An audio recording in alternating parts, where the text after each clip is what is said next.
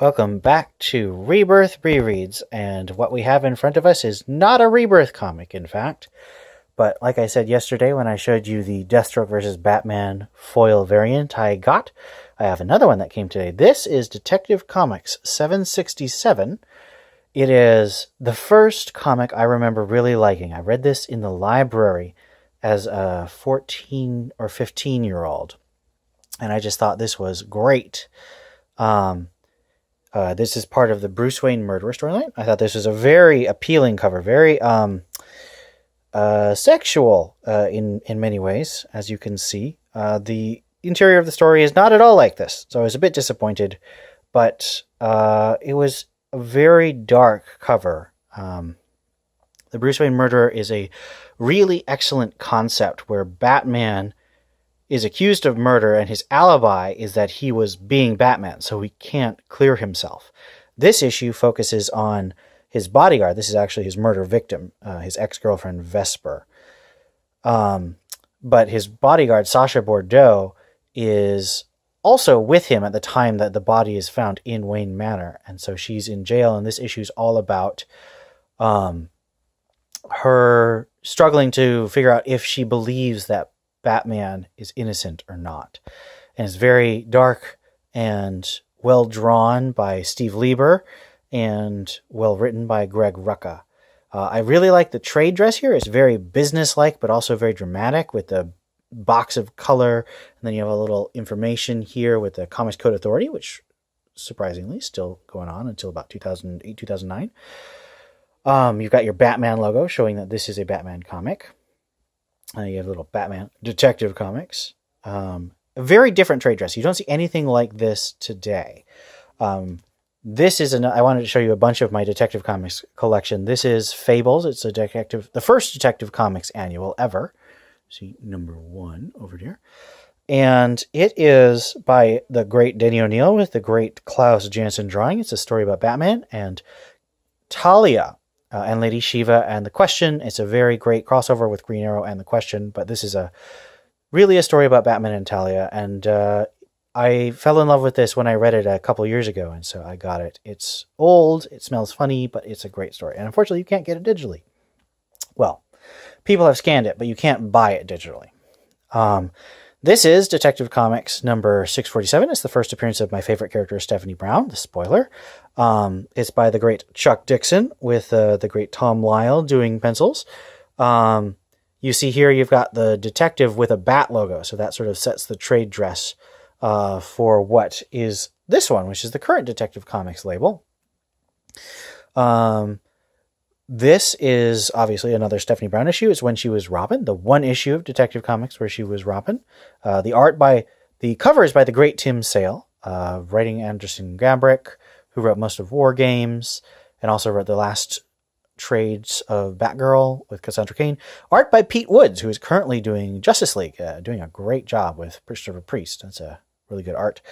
Something you'll notice in both of these issues, you'll see Plus, so that's a backup story, and this one also has a backup story about Josie Mack. So these backups are really interesting little stories about side characters they enrich. And before DC Comics got really expensive, they would do a lot of backups. So now let's get to our main comic of the day, Detective Comics 941.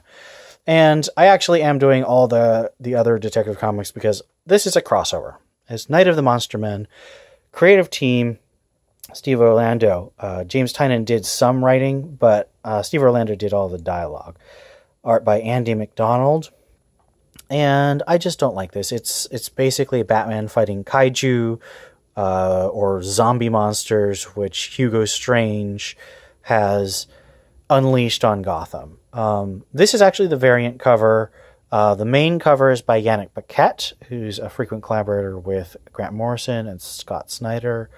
This is a very nice cover, but it's very flat feeling in many ways with the colors, whereas this has a real sense of depth of light. The really light background fading into darker green, the purple and red over the green-gray, and red of Batwoman and then the monster. There's just a lot more negative space that I think makes it more dramatic, whereas this is much busier. Same basic idea of Batman and Batwoman fighting a monster, same monster even. But I just think that this variant by Raphael Albuquerque was gorgeous, and the other one was just sort of dramatic but serviceable. So, creative team. Steve Orlando. I actually have the first issue of this crossover, which is Batman. They gave it away as a free comic on Halloween, which was nice. The artist on this so they had 3 different artists for 3 different titles. None of them were the regular artists. And this first one was Riley Rossmo. He did all the designs and he did a lot of the lead work for this title, this crossover. And I really love his style. He has a very round-eyed, round-faced, basic shapes style of design, and I really like that. It's very unique and stylized in an identifiable way. So I really like his work for this. Andy McDonald did the pencils for this one, and it's perfectly serviceable. I mean, you've got good renditions of the characters and nice colors too, and inks, but it's just, if you look here, you've got your square face, but it just feels like not enough care was put into making this feel real, whereas most of it's just recognizable. And I think there's a difference between stylized and oversimplified. I think this art tends towards oversimplified and a little too blocky for me to find it really appealing. And it's not quite quirky enough for me to... So Klaus Janson, as I pointed out, he tends to be very blocky and very rough shapes. But he also has a real sense of energy of line and energy of storytelling that's really great. That sets him apart. He's very Frank Miller, because he inks Frank Miller quite a bit in the Dark Knight books. So this is my artistic highlight. It shows all of the plot lines that are going on. There's 3 main plot lines. You've got Spoiler and Orphan, who are trying to help people stuck in the cave. So Batman's evacuated the city from the monster attack, and Spoiler and Orphan are trying to help them. But the crowd is getting very fractious because of more monster activity. Nightwing and Gotham Girl, a new hero who's introduced in Tom King's Batwoman, are trying to save the prisoners of Blackgate from the monsters who are attacking there. So that's mostly Gotham Girl is really under the influence of a scarecrow fear attack executed by a psychopirate in, again, Batman. A lot of this story was set up in Batman, whereas there's not a lot of setup in either Nightwing or Detective Comics. It just sort of happens in the timeline, but they don't really set it up. So it's mostly just Batman and Batwoman fighting beasts in the center of Gotham City. So here you've got a picture of that.